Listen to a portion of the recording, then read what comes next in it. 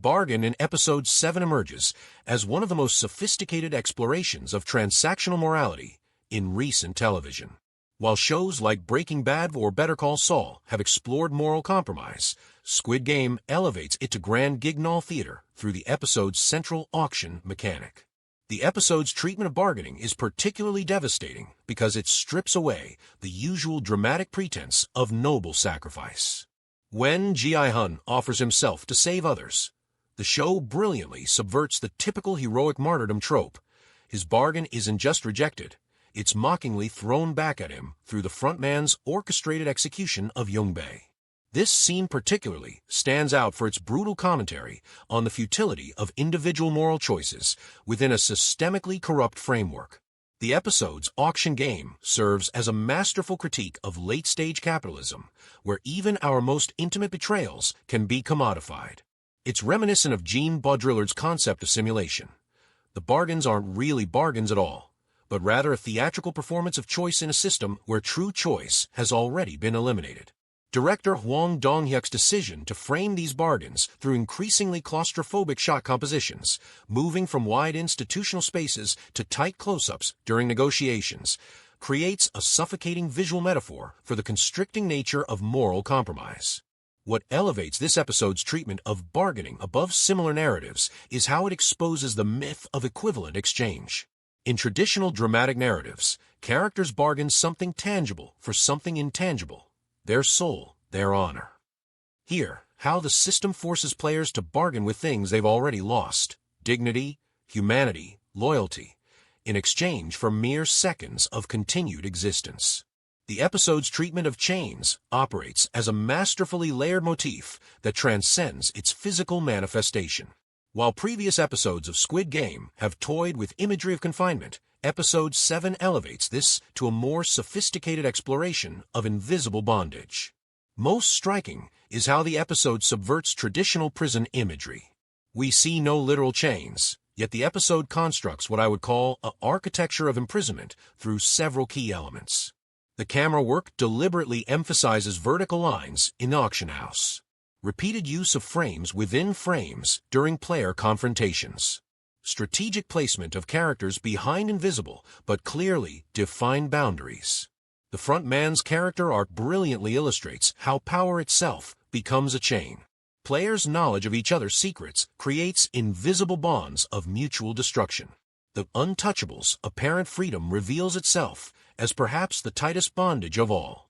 How it reveals that even those seemingly in power, the front man, the overseer, are themselves chained to the system they enforce. This creates a devastating commentary on institutional power structures. What particularly distinguishes this episode's treatment of chains is its understanding that the most effective prisons are those we cannot see. The auction game itself becomes a metaphor for how capitalism chains us through our own choices and compromises. The director's decision to focus on face close-ups during key moments of betrayal, rather than wide shots of physical confinement, reinforces this sophisticated take on modern bondage. We are most chained not by physical restraints, but by our own moral compromises and the system's invisible hold on our choices. This treatment of chains as both metaphor and visual motif places the episode in dialogue with works like Foucault's Discipline and Punish, suggesting that modern systems of control operate through internalized constraints rather than external force. The episode's handling of masks represents one of the most sophisticated explorations of identity politics in contemporary television. Unlike the straightforward symbolism of masks in works like V for Vendetta or Mr. Robot, Episode 7 presents masks as a fluid spectrum of deception and authenticity. The hierarchy of mask designs, square, triangle, circle, now reads as almost satirically simplistic. The episode subverts this by revealing that true power lies in the ability to switch masks at will. The front man's mask becomes less a symbol of authority and more a shield from moral responsibility. What elevates this episode's treatment of masks is its understanding that identity itself has become a form of currency in our social media age. The masks aren't just hiding faces, they're commodifying the very concept of authenticity. The episode's most devastating insight might be that in a surveillance society, the absence of a mask can be the most effective mask of all, a point driven home by the overseer's manipulation of seemingly authentic moments between players. This treatment places the episode in dialogue with contemporary discussions about performance, authenticity, and social media personas, while maintaining the show's brutal critique of capitalist spectacle. The episode's treatment of scales represents, perhaps, its most sophisticated engagement with questions of justice and value. Unlike traditional narratives where moral scales tend toward eventual balance, Episode 7 presents a deliberately destabilized system of equivalencies. The auction room's architecture mimics an unbalanced scale. Overhead shots frequently frame players on opposite sides of spaces, creating visual weighing. The director's use of split-screen techniques during crucial decisions serves as a visual scale. The episode brilliantly perverts the concept of fair exchange. The auction game reveals how the system assigns arbitrary values to human life. Each character's worth fluctuates based on their utility to others, creating a disturbing market of morality. Traditional symbols of judicial balance, particularly in the frontman's office, are systematically undermined. The episode suggests that in this world, justice isn't blind, she's been bought. The scales never achieve equilibrium, reflecting a system designed to remain perpetually imbalanced. The facade of fair play finally collapses entirely. The weighing of lives becomes explicitly transactional. Every balance moment is revealed as temporarily staged. What particularly distinguishes this episode's handling of scales is its understanding that imbalance isn't a bug in the system, it's a feature. How systems of supposed fairness are designed to maintain inequality while providing the illusion of potential balance. This treatment places the episode in direct dialogue with contemporary discussions about economic inequality and social justice. The episode's treatment of rebellion offers one of the most cynical yet sophisticated deconstructions of revolutionary narratives in recent television. Unlike conventional stories of uprising, think Hunger Games or V for Vendetta, Episode 7 presents rebellion as a predicted, even necessary component of the system it claims to oppose. The rebellion's failure isn't presented as tragic, but as inevitably mechanical. Gi-hun's resistance is revealed as almost procedural, expected phase in the game's life cycle. The organization's preparedness suggests rebellion is part of their entertainment product. Camera work during rebellion scenes deliberately echoes surveillance footage. Young-il's betrayal serves as a masterful commentary on co-option of revolutionary elements. The front man's past as a winner suggests rebellion itself is a path to becoming part of the system. The organization's countermeasures feel less reactive and more choreographed. The auction game emerges as a sophisticated tool to neutralize collective resistance. Individual acts of defiance are transformed into entertainment for the VIPs. What elevates this episode's treatment of rebellion is its understanding that modern systems of control don't just suppress resistance, they absorb and monetize it. How even the most sincere attempts at revolution become content for the system's consumption. This treatment places the episode in dialogue with contemporary discussions about the commodification of protest and the limits of individual resistance against institutional power. The episode's treatment of surveillance represents one of the most nuanced explorations of monitored existence in contemporary television. Unlike the heavy-handed approach of shows like Black Mirror, Episode 7 presents surveillance as an almost naturalized state of being. The episode brilliantly shifts between surveillance perspectives without announcing them. The director employs disorienting transitions between CCTV footage and traditional camera work. Multiple screens in the overseer's room create a fractured, omniscient viewpoint. The auction room's architecture emphasizes the performative nature of being watched. The frontman's monitoring room becomes less a center of control and more a theater of manipulation. The episode suggests that being watched has become internalized by the players.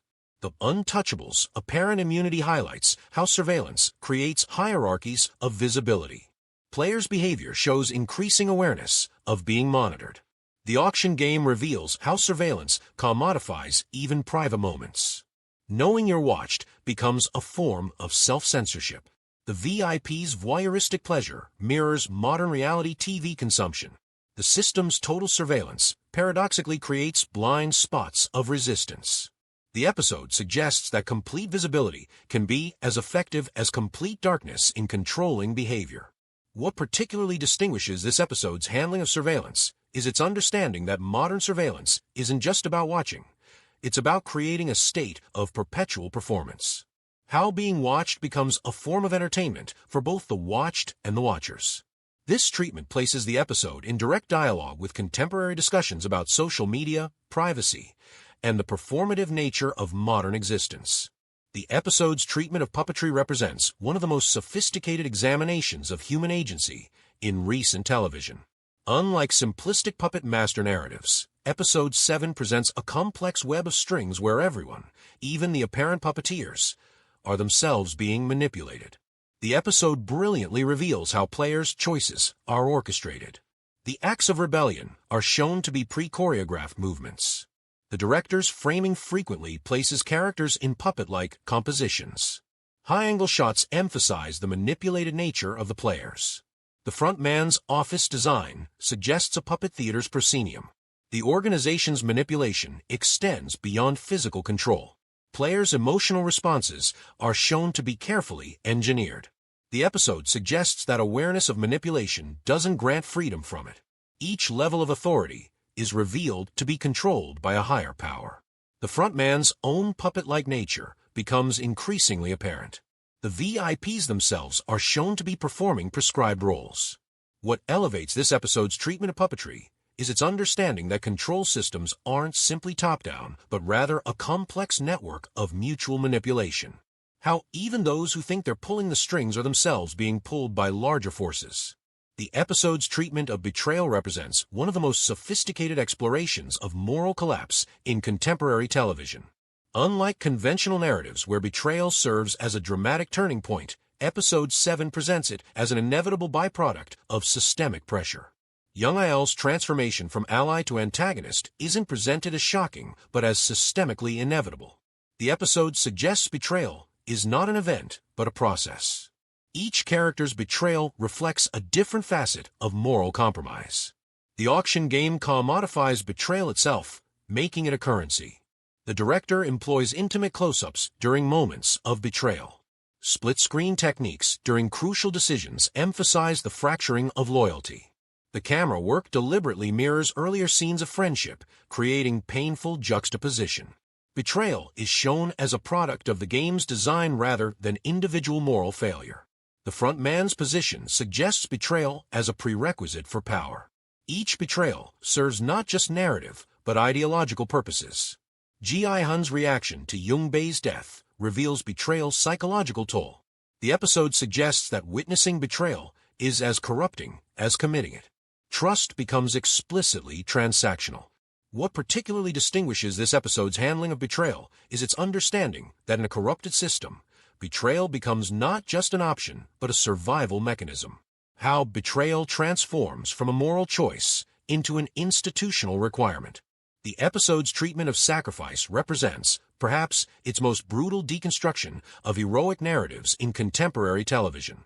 Unlike traditional martyrdom stories, Episode 7 presents sacrifice as a commodity that serves the system rather than subverts it. Gi-hun's attempted self-sacrifice is rendered not just futile, but counterproductive. The episode suggests that noble sacrifice feeds the spectacle. Yoongbei's death reveals how the system weaponizes sacrificial impulses.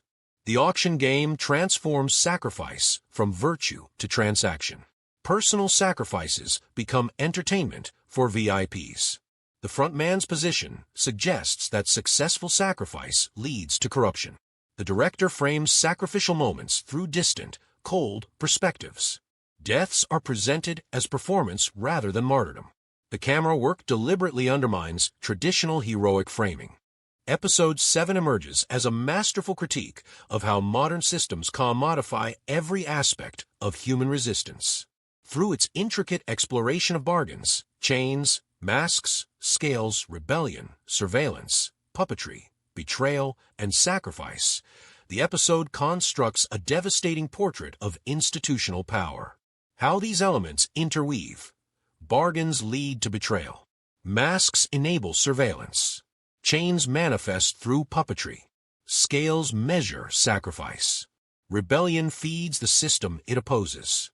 The episode suggests that in our contemporary reality, even our most sincere attempts at resistance become part of the spectacle we resist.